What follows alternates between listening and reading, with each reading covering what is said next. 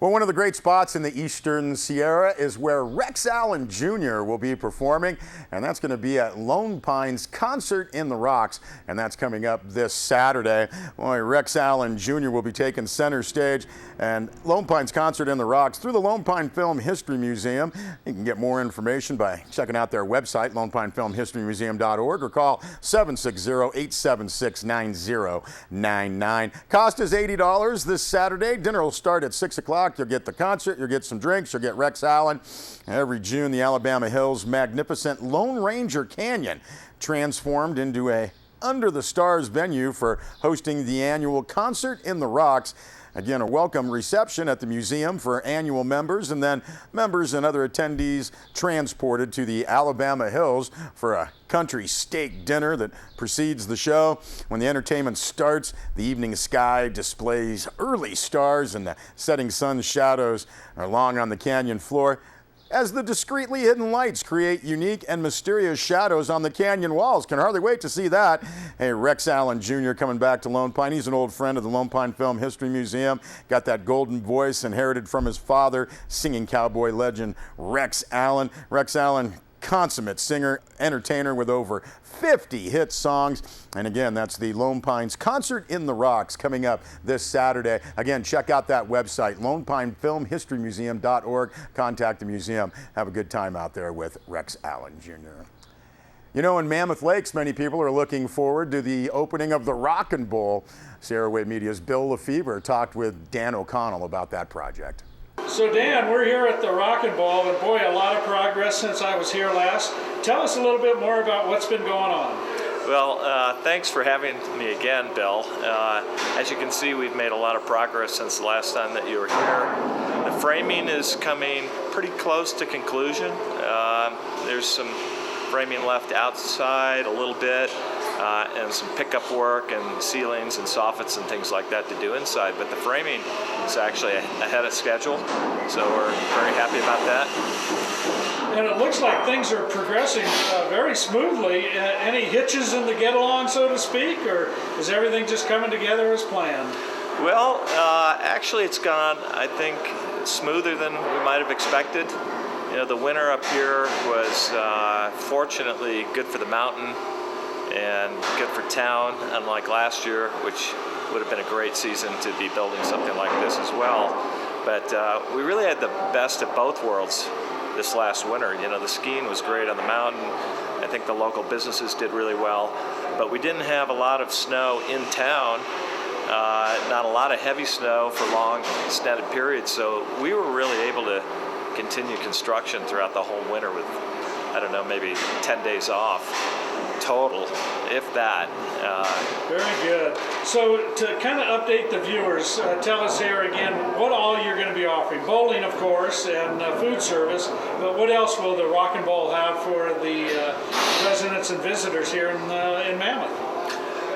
Well, besides the 12 lanes of bowling and a full-service restaurant and 2 bars, one upstairs, one downstairs, which have some great views, as you can see. I mean, they're really incomparable. I don't think there's anything else in town which really has the views that we have here at this particular site.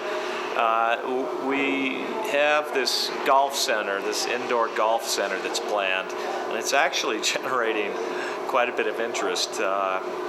Most of these new bowling centers are very multi-dimensional.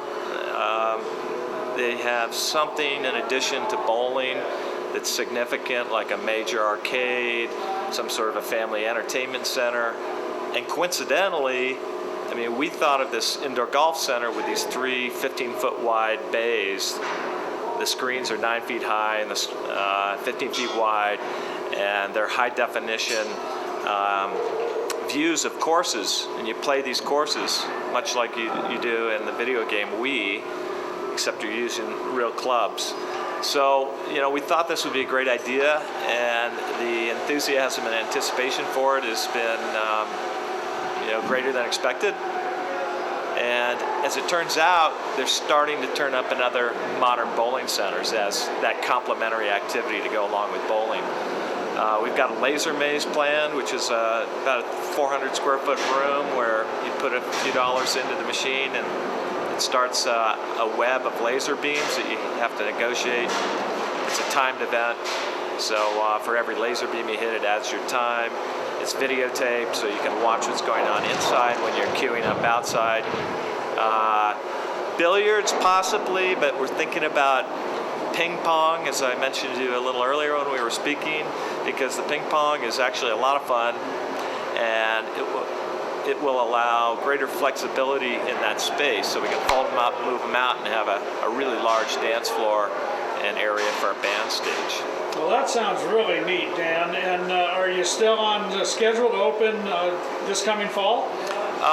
We're, I would say, ahead of schedule. If you ask the contractor, he'd say we're on schedule, but I believe we're ahead of schedule. The carpenter has said he's ahead of schedule. So late fall, early 2014 is our expected opening date. Well, I'm sure looking forward to it, as I'm sure a lot of other people here in the Eastern Sierra. It's going to be just an incredible addition to Mammoth. Thank you, Dan. You're welcome. Well, we thank Bill Lefebvre and Dan O'Connell for that. I know a lot of folks looking forward to the opening of the Rockin' Bull in Mammoth. And Bill also checked in at the renovations going on at the ChowFang Mercantile, talking with Candace Kyle, getting ready to reopen the venerable site with her husband, Matt Kyle. Well, Candace, we're standing here in the ChowFang Mercantile, the new ChowFang Mercantile.